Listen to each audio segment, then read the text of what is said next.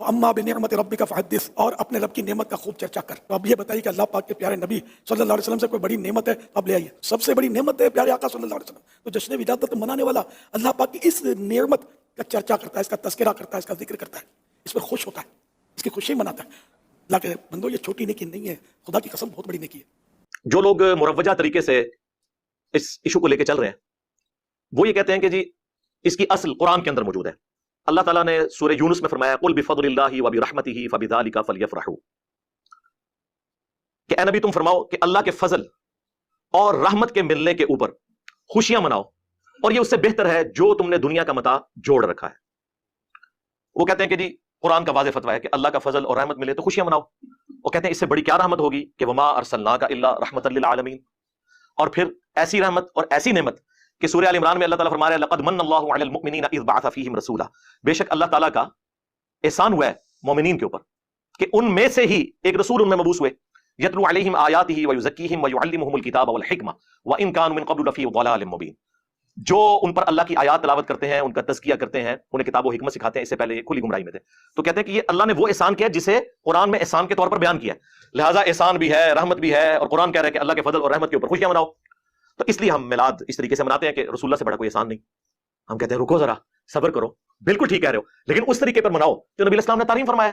صحیح مسلم میں فیہ ولدت وفیہ انزل علیہ، پوچھا گیا پیر کے روزے کے بارے میں، فرمایا اس دن میں پیدا ہوا اور اس دن مجھ پر پہلی وحی نازل ہوئی۔ تو نبی الاسلام نے جشن قرآن اور جشن میلاد منڈے کا روزہ رکھ کر منایا۔ 604 ہجری کے اندر الملک المظفر ایک بادشاہ تھا، اس نے یعنی میلاد کے موقع پر علماء کو بلایا اور ایک پروگرام کروایا، اور وہاں پہ کچھ علماء کی اس نے خدمت بھی کی۔ ایک نے بیچ میں خوش ہو کے کتاب بھی لکھ دی میلاد شریف کی برکات کے اوپر، اور پھر ایک سلسلہ سٹارٹ ہو گیا۔ یعنی 8 سے آلموسٹ آپ سمجھ لیں 800 سال پہلے، یعنی پہلے 600 سال میں یہ مروجہ طریقہ نہیں تھا۔ اور یہ وہ باتیں ہیں خود اعلیٰ حضرت بریلوی نے بھی لکھی ہوئی ہیں فتاوی رضویہ کے اندر۔ جو کام 8 سے 800 سال پہلے اور رسول اللہ کی وفات کے 600 سال بعد شروع ہو، اس کام کو اس طریقے سے نہ کرنے والا گستاخ رسول کیسے ہو سکتا ہے؟ اور اس پر آپ یہ کیسے شعر پڑھ سکتے ہیں کہ سوائے ابلیس کے جہاں میں سبھی تو خوشیاں منا رہے ہیں؟ ویسے تو کہتے ہیں ہم اسے مستحب سمجھتے ہیں، لیکن اس کے ساتھ ایمان جوڑ دیا ہوا ہے، جو چیز شروع 600 سال بعد ہوئی۔ اور پھر 1588 عیسوی کے اندر، 8 سے آلموسٹ آپ سمجھ لیں 450 سال پہلے، جب سلطنت عثمانیہ اپنے عروج پہ تھی، انہوں نے پریکٹیکلی تینوں بر اعظموں میں پھیلی ہوئی سلطنت عثمانیہ، اس میں 12 ربیع الاول کی چھٹی اناؤنس کر دی، جو آج تک پاکستان میں بھی چل رہی ہے۔ یہ اصل میں جو اس پورے معاملے کو گود لیا ہے وہ سلطنت عثمانیہ۔ اصل لوگ آپ کو یہ بھی کہتے سنائی دیں گے جی دیکھیں جی اقبال ڈے مناتے ہیں، جناح ڈے مناتے ہیں، انڈیپینڈنس ڈے مناتے ہیں، اپنے بچوں کی برتھ ڈے مناتے ہیں، تو نبی اسلام کی برتھ ڈے نہ منائیں۔ ہم کہتے ہیں ضرور مناتے ہیں اگر اس کا تعلق دین کے ساتھ نہ ہوتا، چونکہ نبی اسلام ایک ریلیجیس پرسنالٹی ہے، آپ کے بارے میں آپ نے جو بھی عقیدہ کلیم کرنا ہے وہ بڑی ذمہ داری سے کرنا ہے۔ وہ اللہ کے پیغمبر ہیں صلی اللہ علیہ وآلہ وسلم، ان کے ساتھ ہمارا دین اور آخرت جڑی ہوئی ہے۔ آپ کے ساتھ کوئی بھی ایسی چیز منسوخ کرنی ہوگی تو نبی الاسلام کی اجازت کے بغیر، آپ کی تعلیمات کی روشنی کے بغیر یہ پاسبل نہیں، اور وہ تعلیمات وہی ہیں فیہ ولدت وفیہ انزل علیہ۔ میں پیر کا روزہ اس لیے رکھتا ہوں کہ اس دن میں پیدا ہوا اور اس دن مجھ پر پہلی دفعہ وہی نازل ہوئی۔ اچھا، بعض لوگ پھر وہ پلی لیتے ہیں، دیکھیں جی جدید دور ہے، اس میں یہ طریقے اڈاپٹ کیے جاتے ہیں۔ ہم دیکھیں گستاخانہ فلمیں اور کارٹون پہ پلے کارڈ اٹھاتے ہیں، تو یہ بھی طریقہ آپ نے اڈاپٹ کیا ہوا ہے۔ مسجد میں قالین، اے سی، پنکھے، لائٹنگ، تو ہم میلاد کی لائٹنگ نہیں کر سکتے؟ اللہ کے بندو، یہ وہ ساری چیزیں ہیں جو دین کی اصل کو سپورٹ کرنے والی ہیں، اور اس کی اصل صحیح مسلم میں موجود ہے۔ جب کچھ غریب لوگ مسلمان ہوئے، نبی الاسلام کے چہرے مبارک پہ ناگواری کے آثار آئے، آپ نے صحابہ کو ترغیب دلائی، مسجد نبوی میں خطبہ دیا، تو ایک انصاری اٹھا اور گھر سے اتنا بڑا بورا لے آیا سامان کا، لا کے مسجد نبوی کے سین میں رکھا۔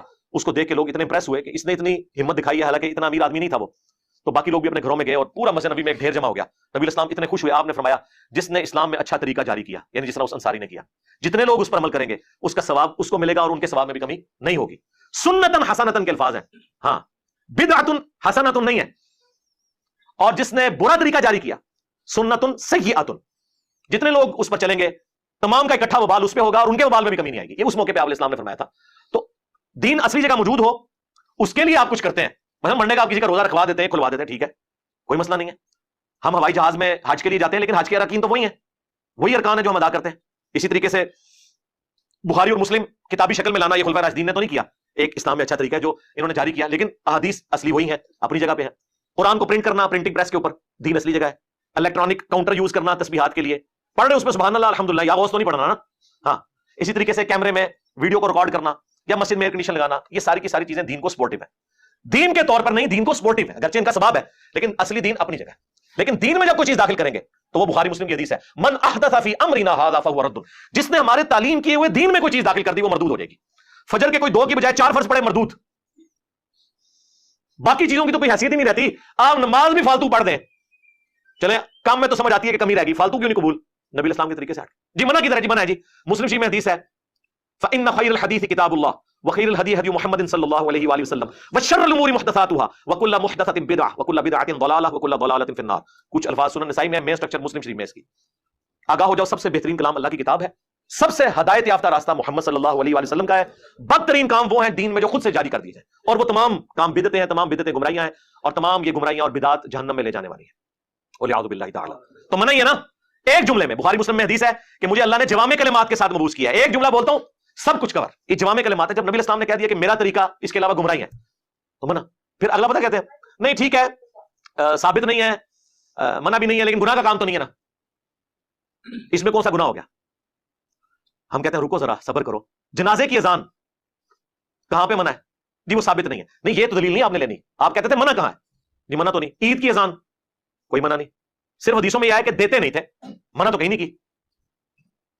اور بخاری مسلم حدیث ہے اذان کی آواز سن کر شیطان جو ہے وہ پیٹ پھیر کر بھاگ جاتا ہے, اس کی ہوا خارج ہو جاتی ہے. تو عید والے دن تو 2 اذانیں ہونی چاہیے. جو لوگ سال بعد مسجد میں آتے ہیں شیطان کو بھگایا جائے, لیکن نبی اسلام نے نہیں دی. اس کی وجہ سے اقامت بھی نہیں ہوتی. نماز دن کی ہے اور جہرن ہوتی ہے, حالانکہ دن کی نمازیں سری ہیں ظہر و عصر, صرف جمعہ جہرن ہے اور عید کی نماز جہرن ہے. کیوں؟ نبی اسلام نے اس طرح تعلیم فرمایا. منع نہ جنازے کی اذان ہے نہ عید کی. پھر وہاں کہیں گے نہیں ثابت نہیں ہے. بس آپ کو جواب مل گیا کہ آپ بھی جو کچھ کر رہے ہیں وہ ثابت نہیں ہے. اس کو آپ گستاخی کی کیٹیگری میں لے جا کر اور ایک جذباتی طریقے سے اپنے معاملات کو لے کے چلنا یہ بالکل غلط ہے. پھر وہ کہتے ہیں دیکھیں قرآن میں آیا وَأَمَّا بِنِعْمَةِ رَبِّكَ فَحَدِّثْ, اپنے رب کی نعمتوں کا خوب چرچا کرو. تو رسول اللہ سے بڑی کون سی نعمت ہے؟ اس لیے ہم پھر نہ چرچا کرنے کے لیے روڈوں پہ نکلتے ہیں, روڈیں بلاک کرتے ہیں تاکہ مریض جو ہے وہ ہاسپٹل نہ پہنچ سکے, بچے اسکولوں اور کالجز تک نہ پہنچ سکے. ظاہر یہی کچھ ہی ہو رہا ہوتا ہے نا. آپ ذرا پنڈے چلے جائیں, پورا ربیع الاول کا مہینہ انہوں نے جلوس نکالنے ہوتے ہیں, ہر روز کوئی نہ کوئی سڑکیں بلاک کی ہوئی ہوتی ہے انہوں نے. بھائی چاہے 12 ربیع الاول کا جلوس ہو, چاہے 10 محرم کا جلوس ہو, چاہے وہ دیوبندیوں کا 1 محرم کا جلوس ہو, یہ سب کے سب کنٹرول انوائرمنٹ میں ہونے چاہیے. روڈز کو بلاک کرنا, رسول اللہ آج دنیا میں تشریف لے آئے بفرض محال, تو آپ علیہ السلام اس چیز کو پسند فرمائیں گے کہ آپ لوگوں کو تکلیف دے کے یہ سارے اعمال کر رہے ہو؟ یہ بالکل غلط پلی لیتے ہیں. پھر وہ کہتے ہیں دیکھیں جی بخاری میں ایک حدیث ہے کہ ابو لہب کی ایک لونڈی تھی سویبہ, وہ ابو لہب نے حضور کی پیدائش کی خوشی میں اسے آزاد کیا, تو مرنے کے بعد کسی نے خواب میں دیکھا تو اسے اس انگلی سے رطوبت پلائی جاتی ہے. یہ بے سند روایت ہے, چلیں اسے آپ ٹھیک بھی مان لیں, ایک خواب بیان ہوا. اس میں سے یہ کہاں ثابت ہو گیا کہ اس روایت کی بنیاد پہ نبی اسلام ہر سال 12 ربیع الاول پہ لونڈیاں آزاد کرتے تھے, یا خلفائے راشدین لونڈیاں آزاد کرتے تھے, یا یہ جو کہتے ہیں وہ لنگر پکا کے ایک دفعہ حضور نے تقسیم کیا. سنن کبریٰ البیہقی میں آتا ہے اور المعجم الکبیر طبرانی میں, حالانکہ وہ نبی اسلام نے اپنا عقیقہ کیا تھا, میلاد نہیں منایا تھا, ورنہ تو ہر سال منا رہے ہوتے. اس طرح چیزیں لیتے ہیں, وہ آدھا سچ بڑا خطرناک ہوتا ہے, اس کے ساتھ چیزیں جوڑ لیتے ہیں. پھر وہ کہتے ہیں کہ جی نبی اسلام جب ہجرت کر کے مدینہ شریف آئے تو بنو نجار جو آپ کے ننیحال سے تھے, ان کی بچیوں نے مدینے کی چھتوں پر کھڑے ہو کر یا محمد یا رسول اللہ کے نعرے لگائے تھے. بالکل لگائے تھے, کیونکہ نبی اسلام سامنے تشریف لائے تھے ہجرت کی خوشی میں, آپ کو ویلکم کیا تھا. آج بھی رسول اللہ سامنے تشریف لائیں, ہم لبیک یا رسول اللہ کے نعرے لگا کے آپ کو ریسیو کریں گے. اس میں بلاد تو ثابت کہیں نہیں ہوتا. یہ تو نہیں تھا کہ ہر سال جب ہجرت کی ڈیٹ آتی تھی تو بچیاں چھتوں پہ چڑھ کر طلع البدر علینا اور یہ سارا کچھ پڑھتی تھی. وہ ایک ایونٹ تھا, اس ایونٹ کو اس وقت سیلیبریٹ کیا گیا. پھر وہ کہتے ہیں کہ جی لائٹنگ کا ثبوت تو اس حدیث میں ہے جو مسند احمد میں ہے, دلائل النبوہ کے اندر بھی ہے اور مشکات میں موجود ہے. بالکل صحیح حدیث ہے.